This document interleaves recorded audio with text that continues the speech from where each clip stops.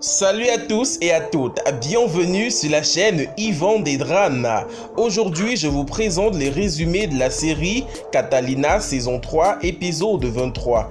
Donc, avant de commencer, abonne-toi et active la cloche de notification pour ne rater aucune de nos prochaines vidéos. Catalina ayant pointé son âme sur Jessica, mais Jessica comprend tout de suite qu'elle est prise au piège et se met à jouer à la folle. Elle rit et dit que personne ne la fait peur car elle est invincible, chose qui fâche vraiment Catalina et celle-ci se met donc à frapper Jessica Beltrame. Parce que tu fais joujou avec ton arme. Mais tu te trompes, Catalina. Catalina la grande ou la petite. Je sais plus. Je suis immortelle. On verra. Si tu continues à rire, ma chérie. Tony, prenez-lui le bébé. Tu ne touches pas à mon bébé. Bouge pas. Catalina!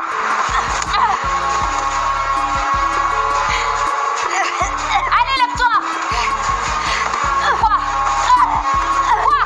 Jessica? Hein? Vas-y, dis-moi.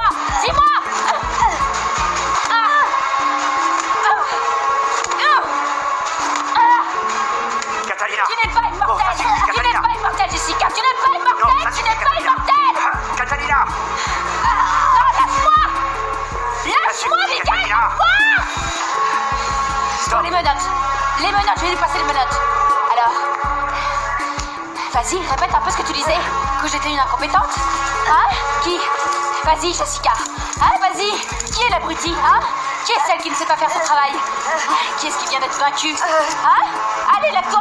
Lève-toi. Tu sais quoi, Jessica? Je vais éprouver beaucoup de plaisir à t'envoyer crever en prison. Tu n'imagines pas comme je vais apprécier ça, Jessica. On y va. Venez, On y retourne dans la va. voiture. Après avoir capturé la diablesse, Catalina et son équipe se dirigeaient vers le domaine de Titi pour essayer de capturer également celui-ci.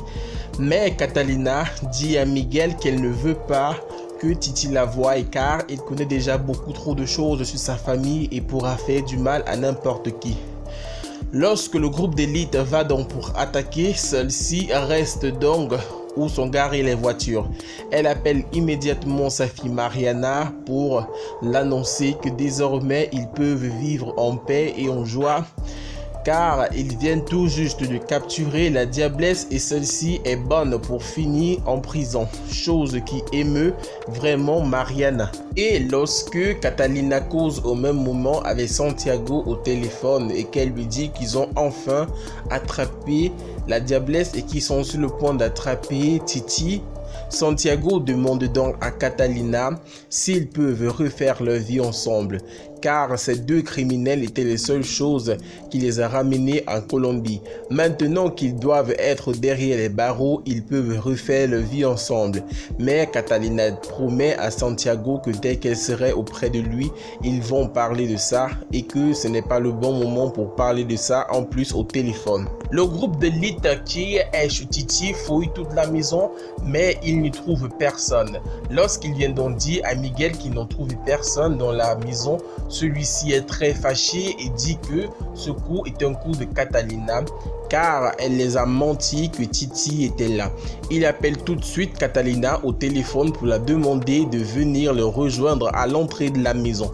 Lorsque Catalina arrive, Miguel demande donc à Catalina si elle a une liaison avec Titi car il était supposé être là et maintenant il n'est plus là, chose qui surprend vraiment Catalina. Je vais parler avec toi, tu sais pourquoi? Eh bien parce que je démissionne, Miguel.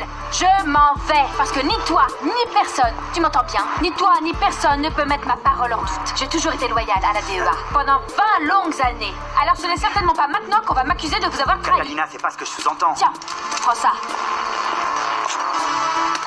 J'en ai jusque-là, Miguel. Je posais simplement une question, Ah oui, Catalina.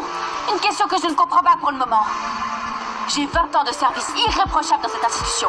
J'ai risqué ma vie et celle de ma famille, alors on peut pas me sortir un truc comme ça maintenant. Madame Santana, s'il vous Ne plaît. vous appelez pas Tony, ce n'est pas votre problème. Catalina, tu es sous mon commandement. J'ai Non, parfaitement le droit de te poser une question de cet Miguel, ordre. correction. Dans le passé, j'étais sous tes ordres. Et ça n'arrivera plus jamais. Parce que j'en ai plus qu'assez. C'est fini. Et lorsque Catalina s'en alla donc, Tony, le garde du corps, demanda donc au patron de la DEA s'il pouvait suivre Catalina. Celui-ci accepta. Il se mit donc à suivre Catalina partout où elle partait. Celle-ci le demanda de la lâcher car elle ne veut personne derrière lui. Mais celui-ci dit à Catalina que même si elle a démissionné de la DEA, lui sera toujours loyal à elle, car partout où il ira avec elle. Lorsque le colonel de la police mit donc la diablesse en garde à vue, celle-ci continue à jouer à la folle, car elle espère qu'aucun chef d'accusation ne sera retenu contre elle et qu'elle sera relâchée ou mise dans un asile psychiatrique pour folie. Durant tout le trajet, Catalina est en train de causer avec le garde du corps. Une fois en route, celle-ci là stoppe un taxi, entre à l'intérieur et s'en va. Mais Miguel ne la lâche pas, lui aussi prend un autre taxi et se met tout de suite à ses trousses. De l'autre côté, à l'hôpital, Albero est avec Hilda sur le lit d'hôpital, mais il a un mirage comme s'il était avec Catalina la Grande. Ça y est, tu es réveillé?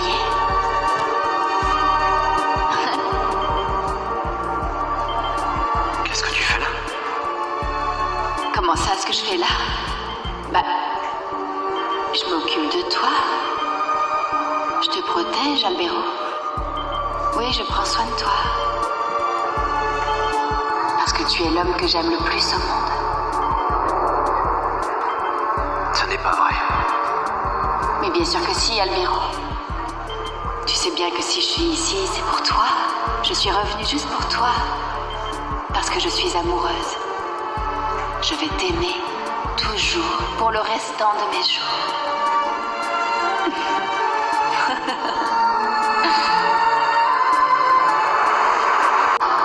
Je t'aime tant.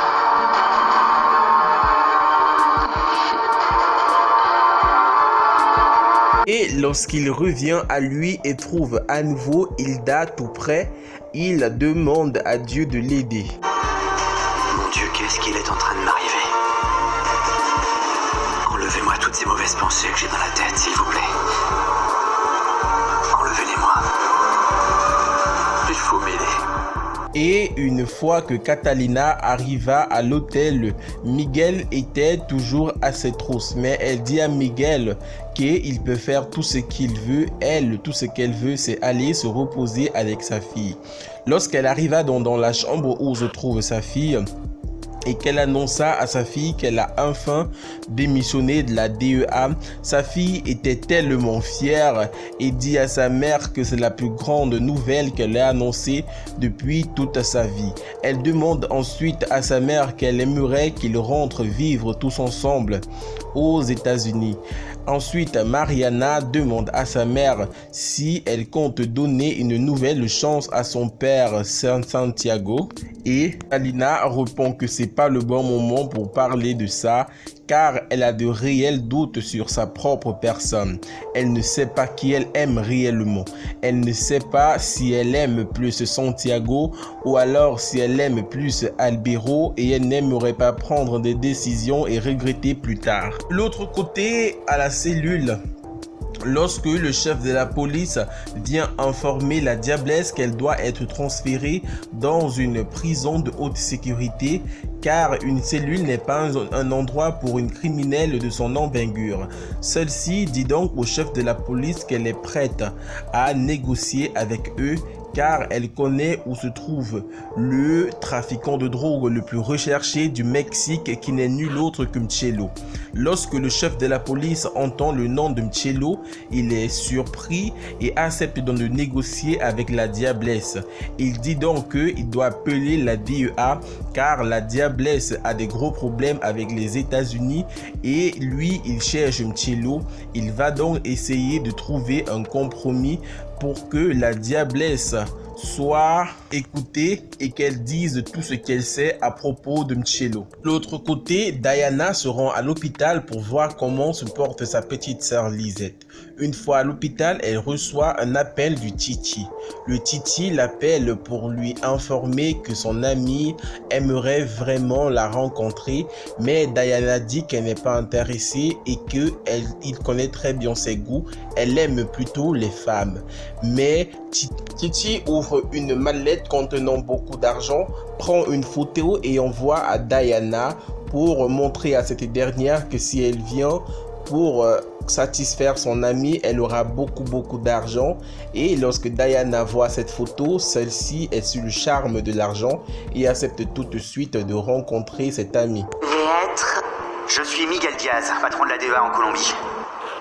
Justement, je vous attendais. On m'a dit que vous souhaitiez négocier avec nous.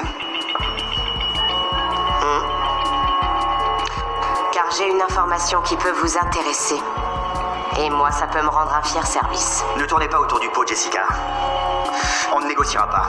Quelles informations pourraient nous intéresser? Soyez clairs.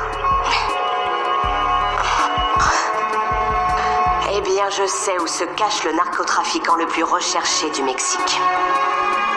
Je sais où se trouve Chalo. C'est ainsi que se termine cet épisode. D'après vous, est-ce que la DEA va donc négocier avec la Diablesse? N'hésitez pas à me le dire en commentaire. Abonnez-vous et activez la cloche de notification pour ne rater aucune de nos prochaines vidéos.